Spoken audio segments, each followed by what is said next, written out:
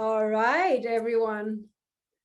I guess this is it. Welcome everyone to this webinar on working and leading in a fast-forward world.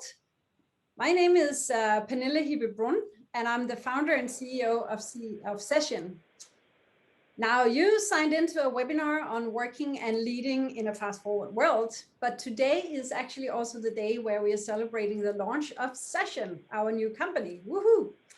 I will tell you all a little bit about what Session is all about in a minute. But first of all, I'm thrilled to see this many people dialing in from all over the world.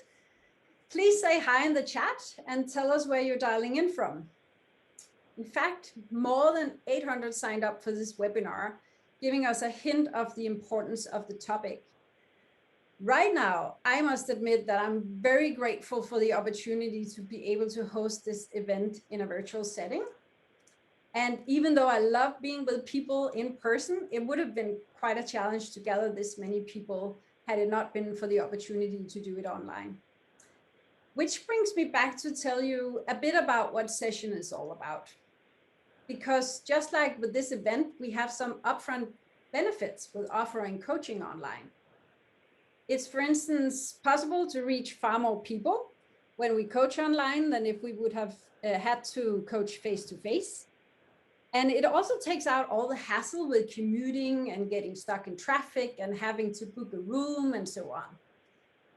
On top of that, our solution takes out the hassle of scheduling and payment. We have built a platform which makes it possible to communicate and schedule sessions with your coach. And why did we do that? Well, I'm a business consultant and a business coach, and I've experienced the hassle with booking and having to talk back and forth about when can we meet and reaching customers and payment. And on top of that, I really saw the need for business coaching.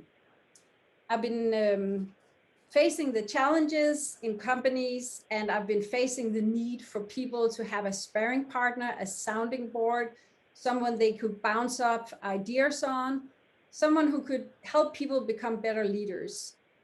And that's what we do as professional business coaches, but not everyone can get access to a coach. So that's what we're here to change with Session. Our vision is to democratize business coaching and remove financial and location-based barriers for business education. And the mission is to make professional coaching accessible to all. So I told you, Session is a newly founded company. We've been in the air for approximately a year now, and we've now had enough people through our online coaching journeys to be able to say that online coaching works. And it's a great way to develop and upskill leaders and employees. And we've also now have had enough customers signing up for us to have proven our case, you can say. But you don't know that when you start out. It's scary to start a company. You have this great idea, and in my case, it was to help companies find great coaches and build a platform and establish the connection between the coaches and the one to be coached. But you don't know if anyone would like to buy your product, and you don't know if it's possible to see the same need, that people will see the same need as you see. In my case, it was for coaching in companies, and you don't know if you can deliver on the product side. So it's actually pretty scary to start a company. You just have to try. It's way easier just to do what you've always done. And in my case, that was to just keep on coaching face-to-face. But we took a chance and tried it out. And I can for sure tell you that I've had moments where I've been afraid no one would like the idea. We would fail to get customers. We couldn't scale. I mean, you name it. But one thing I haven't been afraid of was if we could gather a community of great coaches to deliver great coaching on the platform. The trick is to find coaches who have experienced coaching in companies and organizations. And it's coaches which have experience with business coaching, who have business acumen, meaning that they understand the language and what it takes to lead and work in a modern business setting. In Session, we are now a tribe of fellow coaches who all have built a community and who are on a common mission to offer business coaching to all. And we exchange ideas and we write articles and we give advice to companies and to each other. Anything I could actually have dreamed of. So I would actually like to use this opportunity to say thank you to all the fellow session coaches out there that I know are listening in right now. Thank you for being with us on this journey, for bringing your energy and time and feedback and great ideas, and not least, of course, your great coaching skills to sessions clients. Without you, this day wouldn't have been possible. So thank you for being fellow session coaches, those of you who are that. So now let's turn our attention to the topic of today's webinar. We chose this topic because a lot of the professionals we coach tell us stories from a working world, which is indeed challenging, fast-paced, and sometimes confusing to navigate in. On top of fast forward and complex circumstances, put the fact that we have now for more than a year lived through a pandemic, forcing most of us online to an extent we've never experienced before. So I'm really looking forward to the insights and inputs which we will gather here today from our panel. The panel consists of 4 participants coming from different industries who are working in different parts of the world, and it will be moderated by digital consultant Astrid Haug. And while she is moderating the event, I will keep an eye on the chat where you're welcome to post questions, and then we'll make sure to cover whatever comes up. If not today, then we'll gather some material and send it out in our newsletter for you after the panel. So I would now like to give the floor to Astrid Haug, who will introduce herself, her upcoming book, and the panel. Welcome to all of you, and welcome to you, Astrid. Thank you so much, Pernille, and thank you so much for having me hosting this panel today. I've been looking very much forward to that as well, because it's a big challenge that most leaders and employees face these days. It's fast moving, we have technology, and as you mentioned, we then on top of that have the COVID-19. So you could look at it and say there's a lot of challenges, it's moving very fast, but there's also so many possibilities.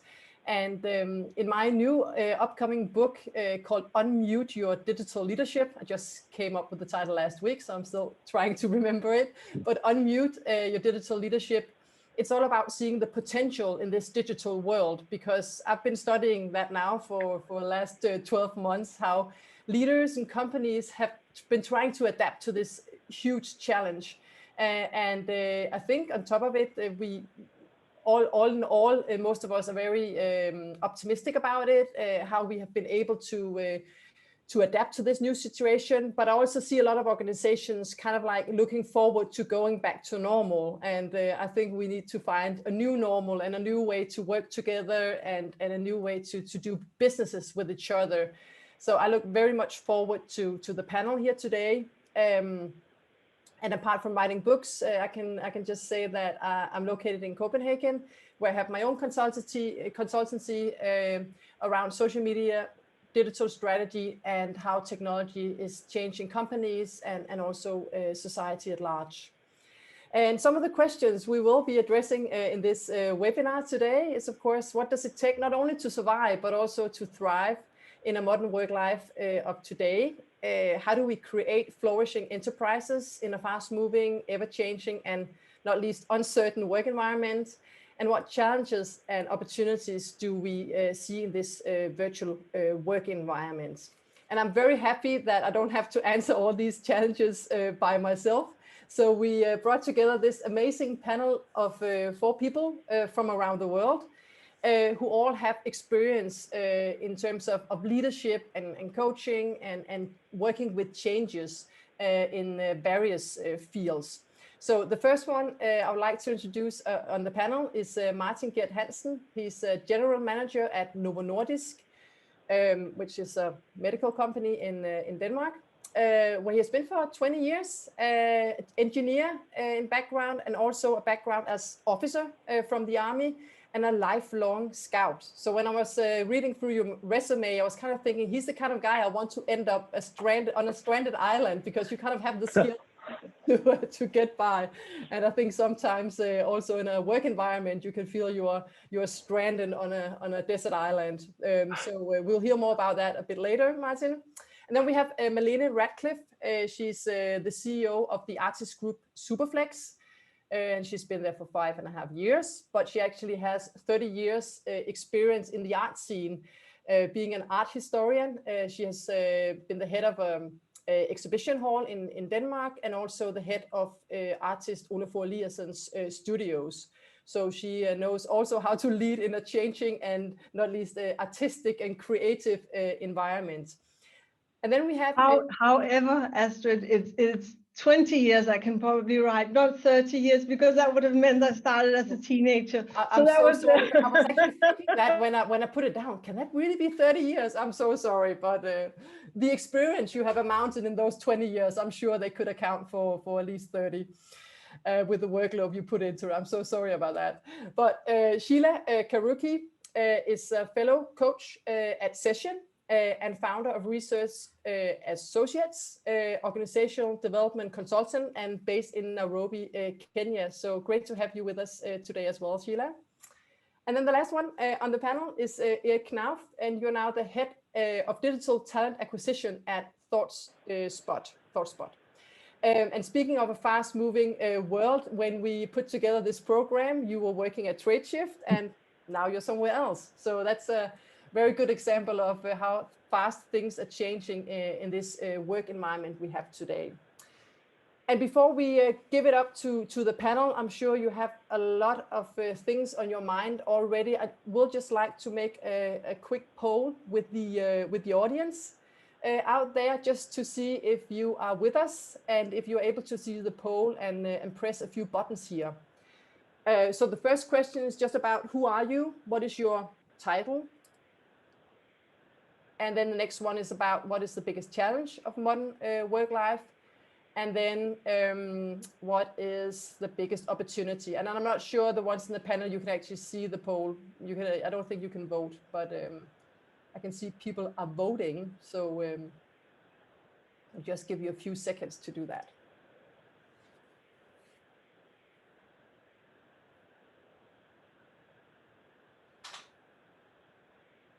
It is blocking your face, Astrid, which is a little bit of a shame. Oh, you can just close it, Malene.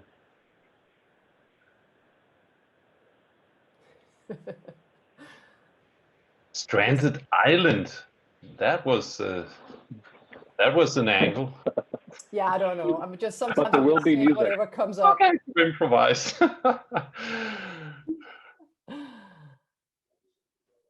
There's just so many skills in one person. I was like, it was a compliment. I hope you got it as Yeah. We have to discuss the island. And just to mention, I'm not general manager, I'm associate manager, but that's just, title stuff. Yeah, and I was actually about to say that, of course, you're invited because of all your fancy titles, but even more, you're actually invited because of your great insights and for the people you are. And I just want to mention that it's not just a title thing we got going, but I think it would be good for people to know who they are listening to.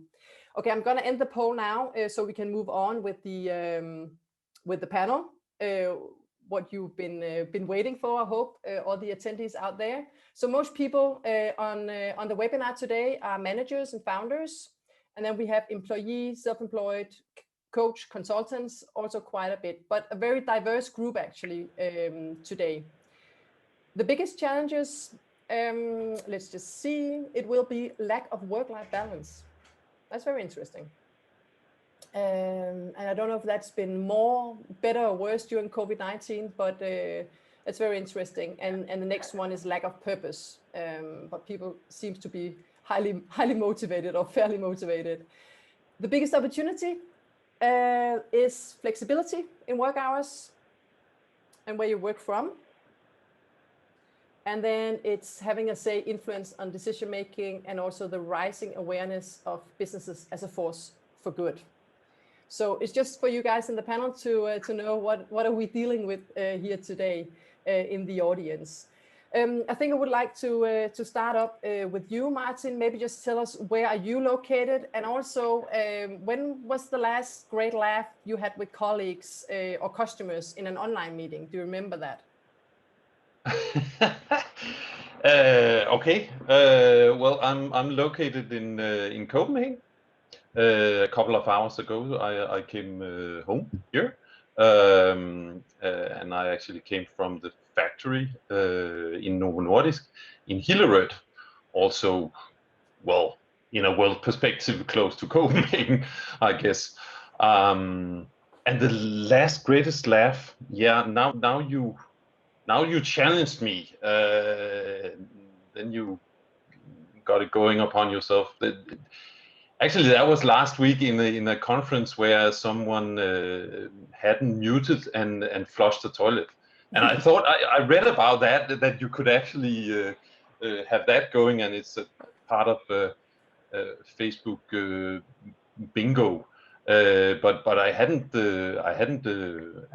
actually seen it myself. But that happened. No one shouted bingo. I was so close to do that, but no, I. Okay, great. We'll get back to you, Martin, and what you're working with. I just want to also post a quick question for you, Sheila. What was the best thing that happened in your life last week? Do you have any idea, or do you remember that? Wow, the best thing that happened in my life last week, two things actually. One was my daughter closed school, and she tops in class, you know, in music, in the mathematics. She topped most of those subjects. You know, she was top 3 in class. That was good, considering the struggle I had, you know, to keep her focused while studying at home.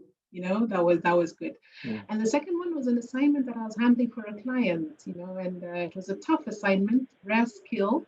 We were placing a very rare skill in an organization here, and they actually identified a candidate. I was so happy. Yeah. So good stuff is going on, even though we're still in a bit of a lockdown. Yeah. Eric, as you probably have noticed, the first question is just a quick start to get to know each other. So I was just curious, because some things have changed in your life since the invite was sent out. So what has been the biggest challenge for you since you got the invite for this webinar? The juxtaposition between where I was last week and today is very, very different. So, you know, clearly there's a change there, particularly when you care so deeply about the individuals that you are working with. I think for me, the one thing that I learned is that there's a group of individuals that are trying to recruit me to be Santa Claus next year. So on going away parties, it's like, yeah, you might be gone, but you have to come back as Santa Claus. I'm like, I don't know why you would possibly say that. So Really, Eric? Okay. No idea. Yeah. Okay, and Melina, to you too.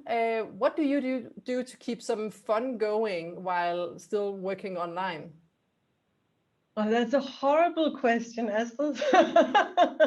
Fun is actually on the agenda here because everyone is so desperately in need of it. I can say that today, which is not something we do every day, but we did a 2.5-hour session, everyone together, where we were sharing presentations and thoughts on a big topic that we are all very focused on. But we did it in a more relaxed setting where we could actually try and give each other some inputs. So maybe this is not the best mode of fun, but we are in April having a outing, which means that we take everyone out of the studio and we go into nature. And we're actually going to invite everyone into the water. So this will be a bit of fun, yeah, and definitely very much away from the screen. Yeah, thank you so much. Now we know each other very well already, so we can dig into the topic more closely. And I also want to remind all of you attendees out there, please feel free to ask questions in the comment session, and Pernille, she will look into those questions as well. So just starting with you, Marlene, what are the main principles behind the way you organize Superflex? Can you tell us a bit about that? Yes, so we have 6 main principles. but maybe I'll just start with the two of them, those who actually best express and signify our core practice.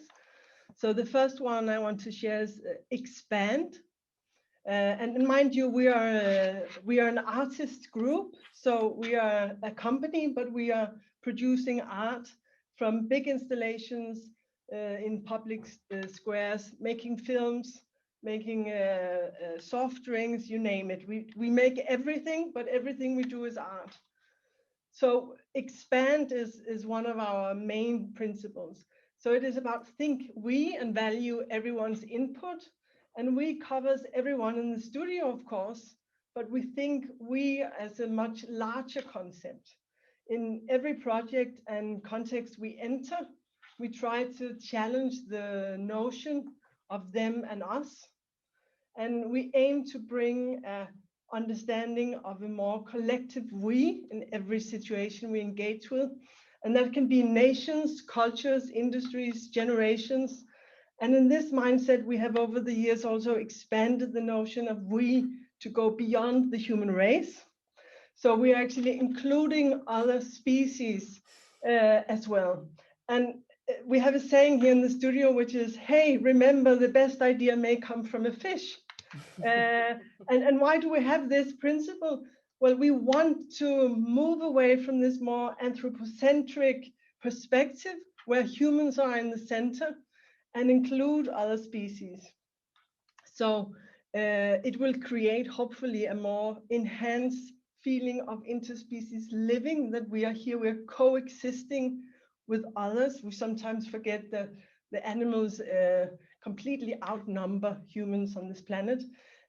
So how can we actually create more empathy for the others? That is the first one. And I don't know if you want me to go on. No, just right give now. us one more. Yeah. So another one is celebrate friction, and it is it's coherent with expanding. So celebrate friction means that we will never shy away from conflict. Actually, we do our best to really engage in it, and consciously, when we go into a project, we try to voice the voices that aren't heard, in order to unfold the multi-perspective of things. This is the only way we can actually show topics from a completely different angle. But it also means that we need to be curious, because we take it for granted that we are different, we think differently, we have different traditions, we have different ways of having our ways and rhythms and traditions. We also have different needs, just like fish need water, humans need water, but we need it for very different reasons. However, we both have the ability to swim. So we can be different, we could be together and be different, and we can create together, which is sort of the key factor here. Is we are very curious to see the world developing in a way where we are including others' needs. So how would the world look if we actually take the other species' architectural preferences into account when we are building our cities? The oceans are rising, the fish are going to undergo vertical migration, they are going to live where we temporarily are inhabiting areas. So this is a mindset that we would very much like to focus on. So it is not one without the other. When you expand, you also include, and by including, you are becoming aware.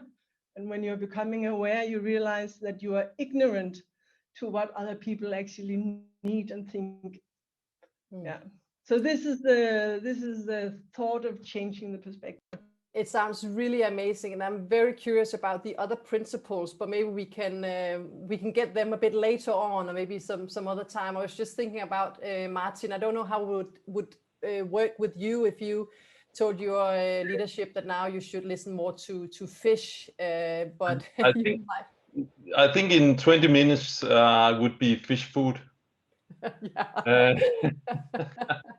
Exactly. So, but I'm curious with you, Martin,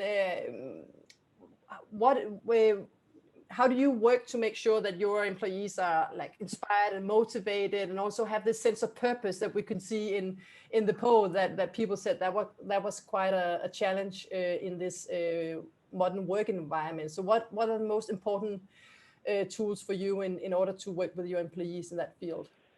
Yeah, and I have to greet you, Malene, because it's really great just to listen in, and I get the sense of having the same, absolutely not the same angle, but wanting the same, and it's really great to. It sounds like a great place to work, but I come from a large corporate company, and actually, even though that I'm heading up a team together with my colleague, leader colleague, where we do measurements.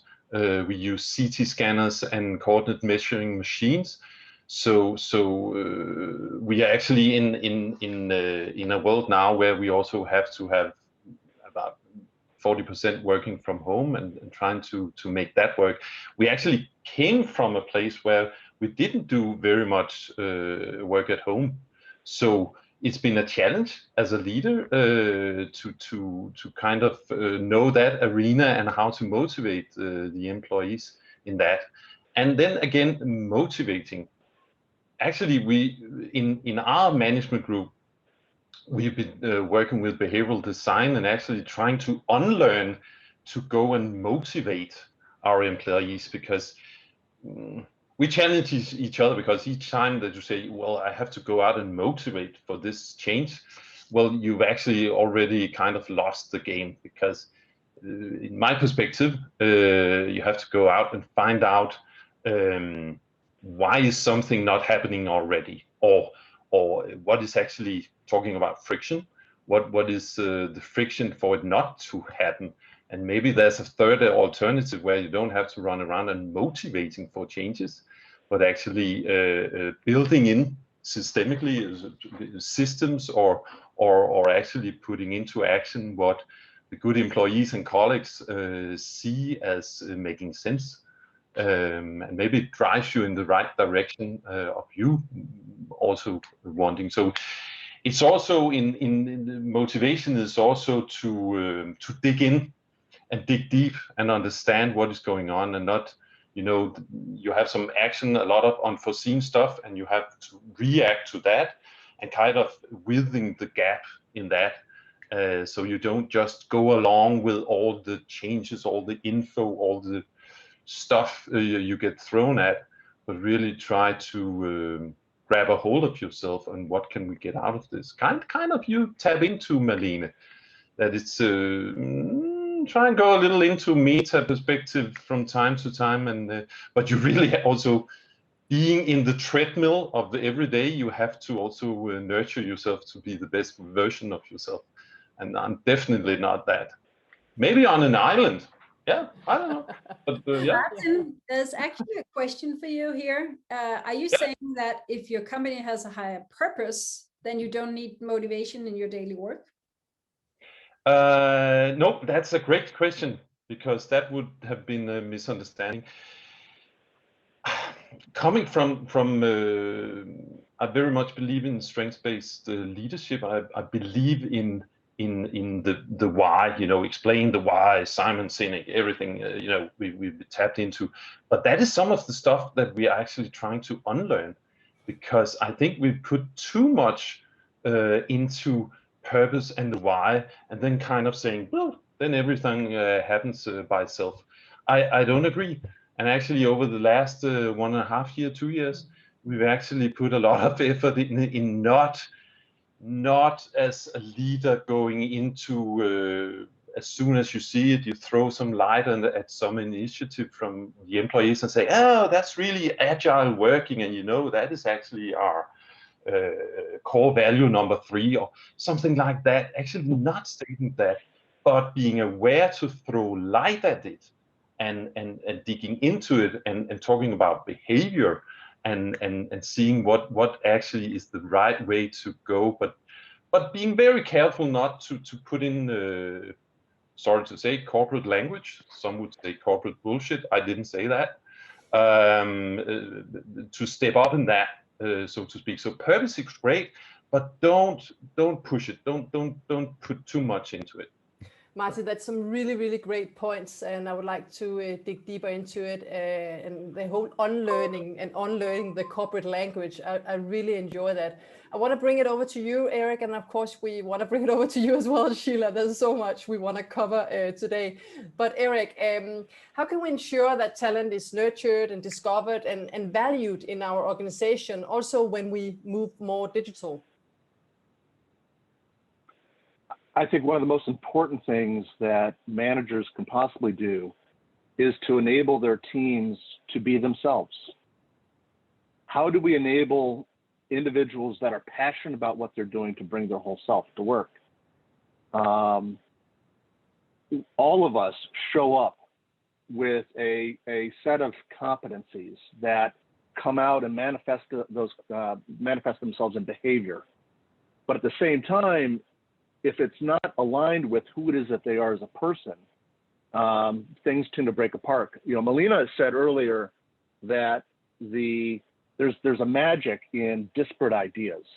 When you bring different ideas to the table, whether it be HR versus sales, or liberal versus conservative, or old school versus new school, the greater disparity, the greater diversity of idea that you have in the room, the better. So it's incumbent on the managers to not only recognize the competencies that people bring to the table, but also the individuals that they are.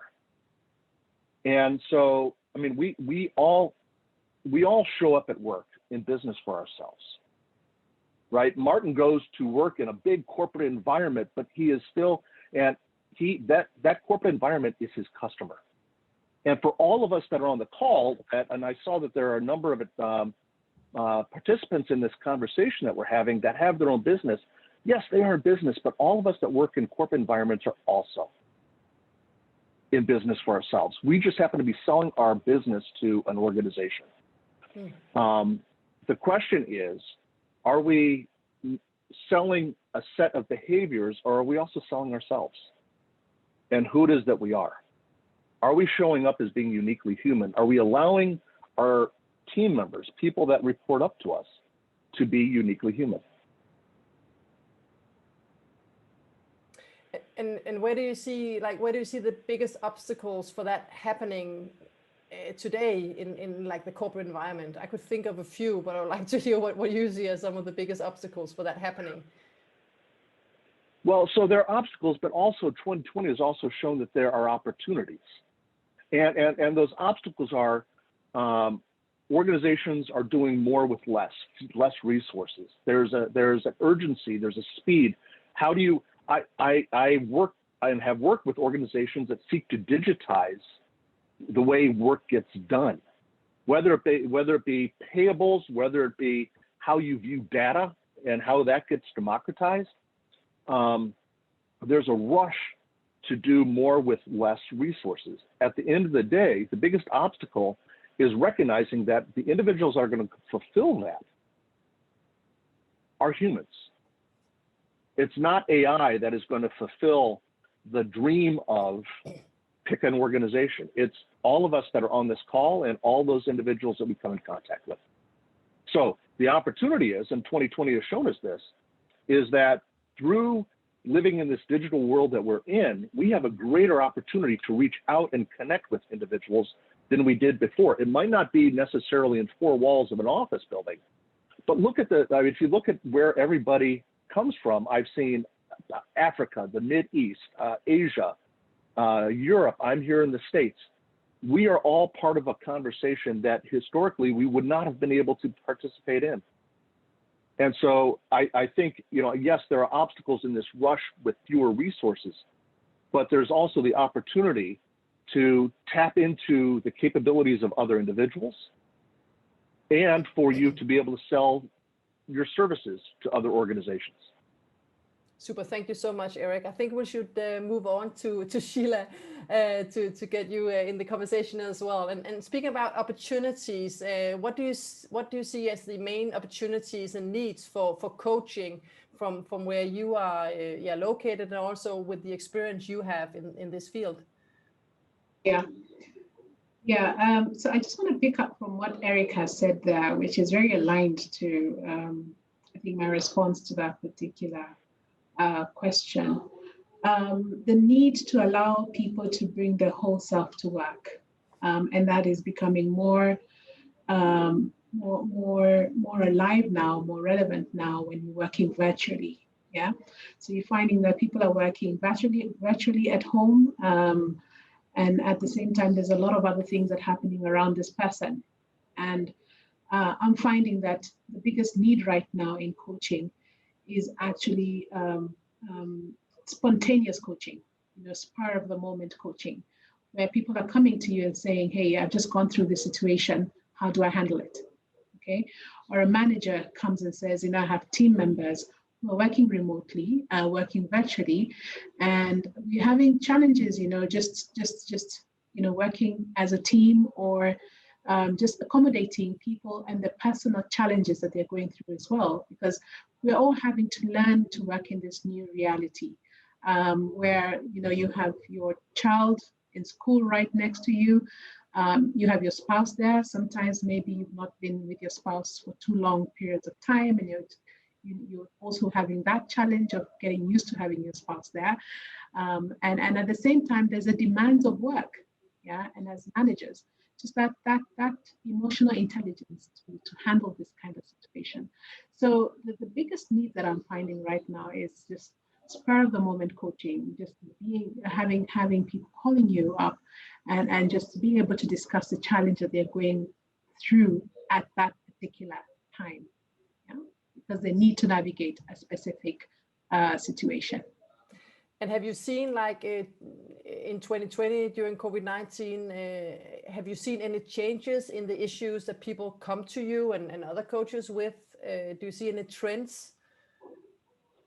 Yeah, the trends that we're seeing right now is we're having managers, people who are responsible for teams, for people, for other people, needing a lot of coaching at this particular time, largely because of, the point that I made earlier, that they're having now to lead in a virtual environment. They're having to take into consideration the unique situation that their team members are in. And so the need to embrace emotional intelligence has just been heightened, as a leader, just being able to appreciate the challenges that everybody is going through and being able to respond to that. So myself and the coaches that I've spoken to, we're finding a lot of managers coming through right now for coaching support, and executives embracing coaching a lot more now than they were in the past. Also because as executives, there's a lot of pressure right there, to provide solutions. And right now we're living in a VUCA world. It's really volatile, uncertain, and a lot of ambiguous situations that are coming through every day. And as leaders, as executives, we don't always have the solutions. But there's so much pressure, for us to give the solutions. And we're sitting up here and thinking to ourselves, now, what am I going to do with this team? What solution am I going to provide to them? And there's no one really to bounce back ideas and thoughts to. And it's really usually a matter of trust, just being able to trust somebody to talk to and to tell them what your concerns are, what your fears are, and to bounce those thoughts through, so that by the time you get back to your team, you have a lot more confidence to face them and to address them. So those are the trends that we're seeing right now. Yeah. Super. Thank you so much, Sheila. I was just wondering, Pernille, do we have some questions from the audience that you would like to bring into the discussion? There are quite a few there, and it looks like this motivation thing that Martin got started is speaking to people. So there's a question about is it possible to maybe create and foster and nurture that environment where colleagues can motivate each other? that's one dimension of that. The other is it possible to actually take these learnings and apply in the US? Maybe this is for you, Eric, to dig into, because that's in the chat, a question about whether because the need for leaders who speak up and motivate and walk the talk and provide answers is big. This is from a person in the US based out of there asking this question. So I think there's something to touch upon there. Thank you so much, Malene. Yeah, thank you. I was actually wanting you to answer. I think it's a really good question. So sorry, Eric, I'll give you a chance as well. But I was really wanting to respond when you were talking, Martin. So now I took the opportunity. I think if we take this motivation and just for a question or just as a word, and we realize, well, what we say here at least, remember all species want to do their best. And we have that, all of us, we want to do the best. So of course there's this, if somebody isn't motivated, the first thing I ask myself is, oh my God, what did I do? It's like I've ruined something here, because people want to do good. And it means that there's some kind of change going on that maybe you didn't want or isn't necessarily what was needed. And that is demotivating people. So I think what we do, this one of our third principles, is inspire. And inspire, I think, is linked to this motivation. And we all have a responsibility for inspiring each other. It's not one person's job to inspire everyone. And if you gather people with different backgrounds or different qualifications, you work and you realize that you need to focus on the strength of this, what Eric is calling this unique individual or unique humanness. I think this is what you do. You empower and you encourage everyone to be them. Or as Sheila says, the whole self, bring the whole self to work. If you actually give space for people, give them room to actually be themselves, they will inspire others, and they're going to motivate others by being themselves. So just as the planet is needing this biodiversity, so does a workplace, and that is going to motivate and inspire each other. Yeah. So you, Eric. Yeah, let's take it over to Eric. Thank you, Malene. So we had this question about. I love this. I mean, this is Sheila. I mean, guys, I think we need to get together offline for a virtual beer or something like that, and continue the conversation and invite anybody who wants to join. So here's the thing. We're talking about enabling people to be who it is that makes them flourish and be the best that they can be. You know, I too am a huge proponent on doubling down on the strengths that people possess. That's where they are going to find success. Yes, man, you are absolutely right. This is, I think, James called this out as folks in the U.S. want strong leaders right now that have strong answers. The thing is, though, is what individuals aren't necessarily looking for is a broad brush answer. What they're looking for is an answer that touches them personally. That answer that connects them to, Martin said, maybe we spend too much time talking about the why, but how do you personalize the why for them? And if you could talk to them and touch their heart somehow, they're going to be far more responsive. And the outcomes are going to be much more fulfilling for the individual and better for the organization. So it is in enabling people to flourish, to be their whole self, but it's also how do leaders connect with those individuals? They are giving they are giving the leaders the opportunity to connect with them in a more intimate, in a more meaningful way. And what do you feel about the questions, Eric, where it's like colleagues that are motivating or inspiring each other instead of like being from the leader down? I thought that was a very interesting perspective, and maybe you have been working with that as well. Oh, absolutely. So absolutely. What you're doing is creating a democratized environment where individuals have the ability to have an influence on outcomes. which is in essence ultimately what organizations want anyways, right? Ultimately, they want teams to be able to come up with solutions, as opposed to that there's only so much gray matter to go around. And those of us that lead individuals, I would like to think I have all kinds of great ideas. I only have some ideas, and they're not all great. I have found that the best ideas come from those individuals that I work with. So rather than being top-down, rather than being highly autocratic, how do you give individuals the opportunity to, going back to that equation, actually, I believe enough in that equation that on our prior call, we were talking about D&I at TradeShift, and I drew this. Breakthrough ideas. This is not my idea. I wish I was this bright, but this is Doug Hall. Breakthrough ideas are the result of a stimulus, somebody in the organization that can change perspective sufficiently by asking different questions. So here's a prism of reality. How do you turn it sufficiently to change how we look at it? They're internal to the organization. They're coaches like some of us on the call. They ask the question why, raised to the exponential power of diversity. Diversity of idea, of experience, of thought, divided by fear times ego. This is what kills it. You double the fear times ego. My bonus isn't tied to it. My boss might not like it. We have our own secret sauce. We tried it last week. It didn't work. All those good things. You double this, you cut this in half. If you don't have this going on, you aren't going to have any of this. So, top down it's limited to the psychic and intellectual bandwidth of that one particular leader. I'd rather tap into the psychic, intellectual, and emotional intelligence of the organization. So Martin, you started this out talking about motivation and that we shouldn't talk about motivation. And then we end up having that as a topic. That's also interesting. But,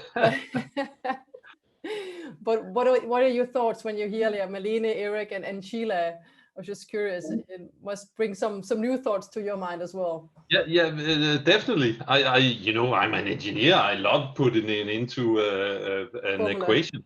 Yeah. I also know the power of the square. That's really where it moves. Yeah, and I just get the quote into mind, Eric. I don't know who, and I can't phrase it exactly right, but behind every complex situation or problem, there is a simple, clear answer that is wrong. That is wrong. So when we want to look towards strong leaders giving us the answers when we are in troubled times, well, how come they should know better than anyone else orientating in this? So I fully agree, and my point just is, and at this point I'm just actually also quoting Morten Münster. Sorry to do all this product placement, but just not to take upon myself to have that quote.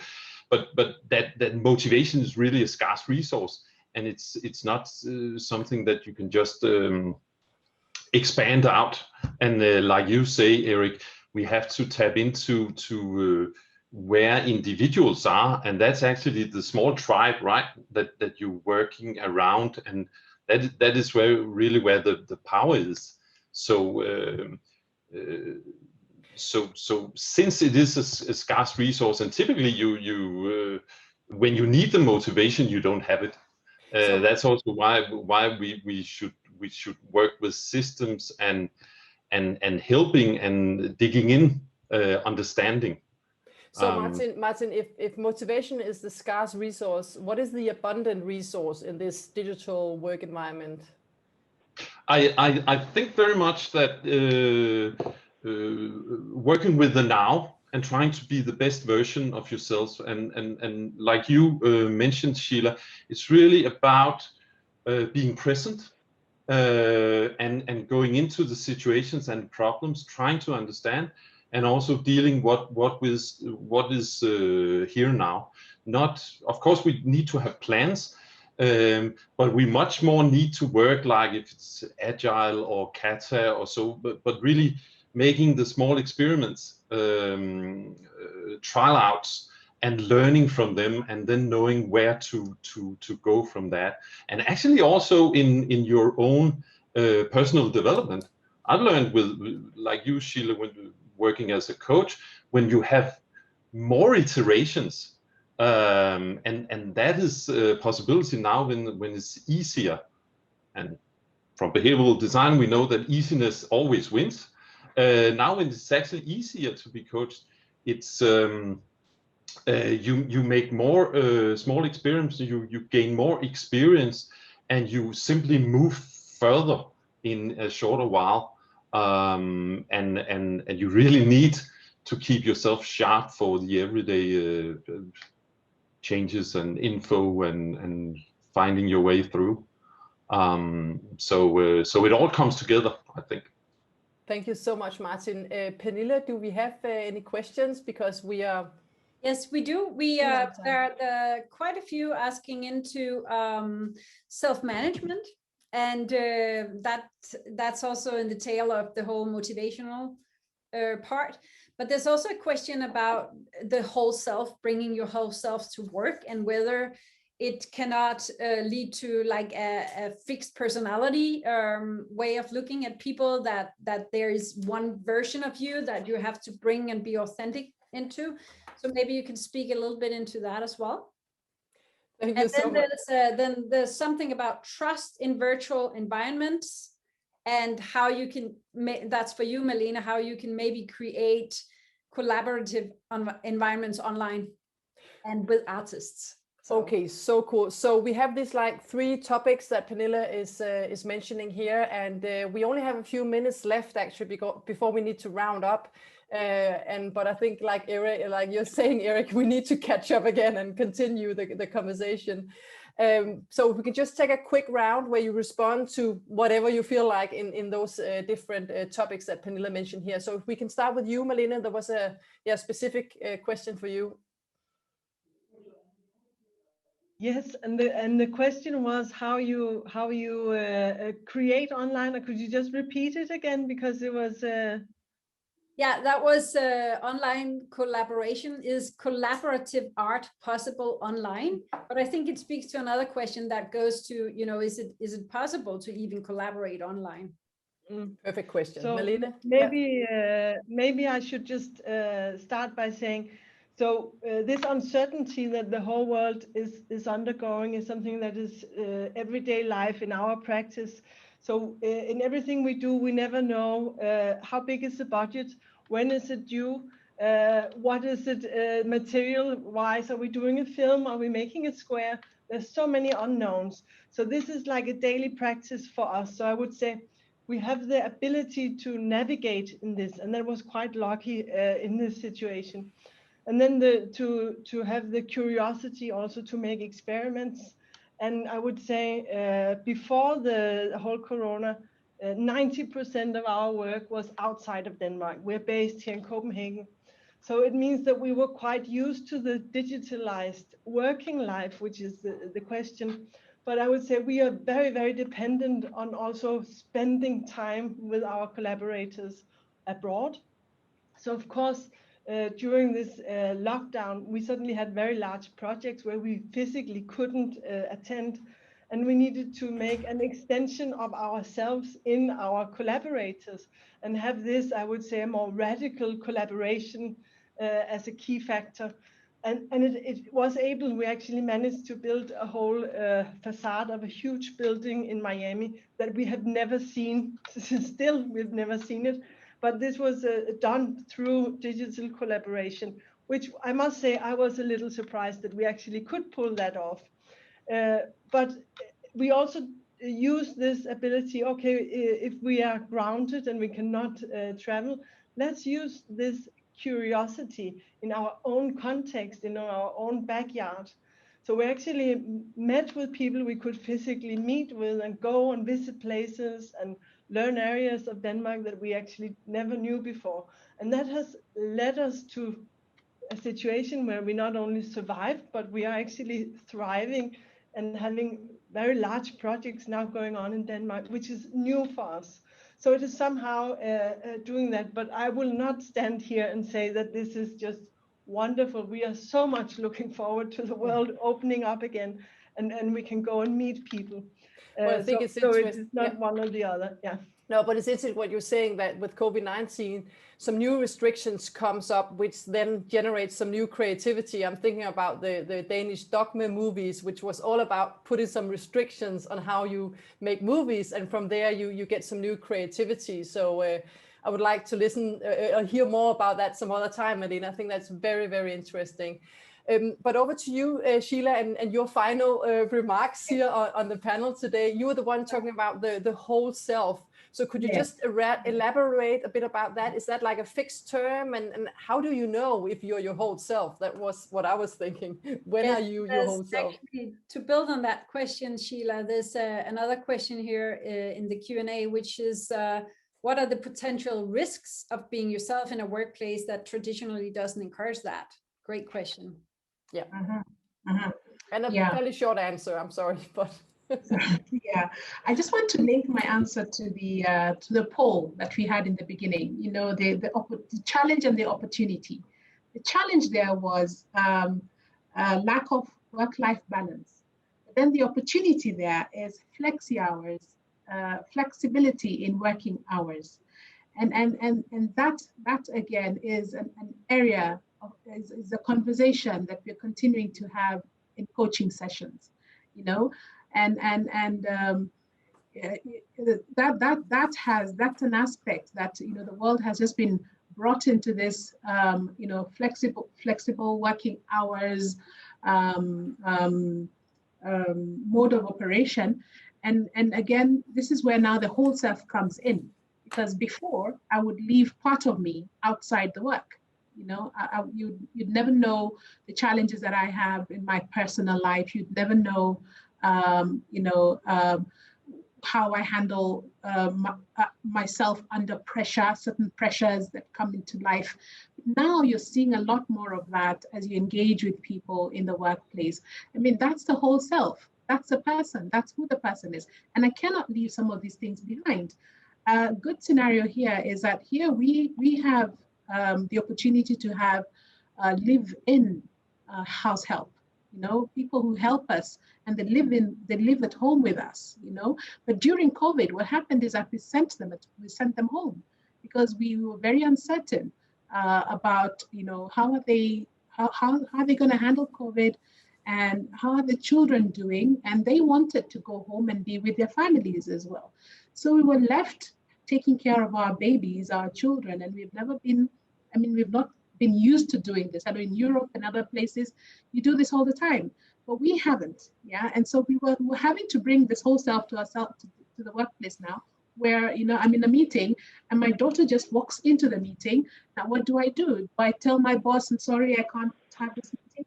Or do we have this conversation, you know, can this child just sit here, you know, do their coloring, and we can continue with this meeting? You know, and it works that way. So it's really about integrating all facets of our lives, so that work is just one of those aspects. You know, there is family, there is work, there is social, there are other aspects of life. So you really can never get a balance, but you can get some harmony. You can achieve some harmony, because balance really is about, you know, weighing, you know. So one is going to lose if you work with balance. Either work is going to lose, or family is going to lose, or social is going to lose. But harmony brings all these together, and you have, you know, a nice woven, a nice weaving of everything that is in your life, and that's your whole self.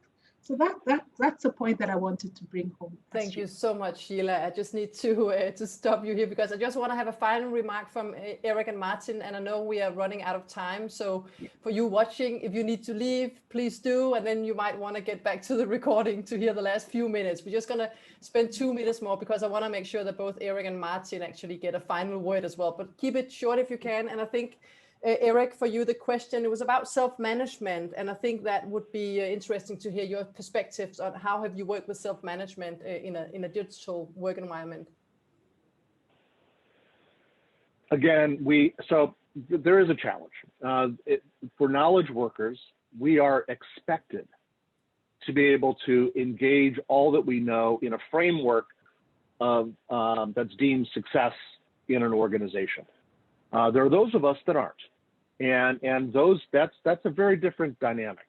I think in this case, and many of the individuals that we're going to be coaching are in a knowledge work-based environment. So I think it's worth calling that out. It is all about setting boundaries and knowing what is permissible, what isn't permissible, but not only from the organizational perspective, but yourself. And as Sheila called out, there might be times when you have a little one that comes up and sits on your lap. Boundaries, as you said, that you have to find that harmony. I'm gonna completely borrow that, Sheila. I mean, you have to recognize where that harmony is in life, and to be able to set boundaries, saying I'm not going to take calls after this time, because if you're working from home, they come in at all hours. I'm not going to be checking my Slack at 6:30 at dinner time when I should be with the family. So how does self-management work? It's acknowledging and working with your manager on expectations. But I've got news for you guys. The managers are experiencing the exact same thing. Leadership of organizations are experiencing the exact same thing. I have folks coming, I have family coming in the door that's over that way. Eric, we need the printer. I mean, I have that. I have seen, I was on a call with the VP, and his young daughter came up to his lap and said, and after a while turned around and left, and you could hear her saying, "Dad, this is boring." So yes, individuals that are new to the workforce, and there was a comment from Mikkel about this. I do a lot of work with young people.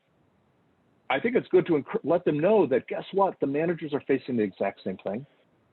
And it's acknowledging expectations, but also letting your manager know of the boundaries that you need to set. And they're going to work with you on that. They're in the same boat. Thank you so much, Eric. And a short remark for you, Martin, before we wrap up. Yeah, work-life balance and setting boundaries, I fully agree. And maybe it's actually, if you want to be coached, maybe that is the most important to be coached in, actually to assess and excel your own performance and also your company's performance. That's one sentence. Wow, that's very impressive, Martin. Thank you so much. And thank you to the panel. I'll give the word over to you again, Pernille. Well, thank you, Astrid, for moderating. This was a bunch of lively people that you had to control here. Unfortunately, you didn't control them. You just facilitated and moderated and asked great questions. So the role of a moderator is very much like the role of a coach. So you did a great job, Astrid. Thank you so much. And thank you to the panel for showing up today and sharing your inputs and thoughts. It's been very interesting. There's so much more we could have covered. We're going to cover some of it in the articles we are writing in session, but we're also going to wrap up and make some material for you guys that we're going to send out with our next newsletter. So please sign up for that. And then also I'll share that actually today we're coming out with a new book. It's called Coaching Everywhere, and it's written by all of the fellow session coaches in the community. So you can get a free copy of that as well if you sign up for the newsletter. And then I just would like to wrap up and thank you all for listening in and bringing your time and energy to the table here today. Thank you so much, and see you later. Thank you. Thank you. Bye-bye.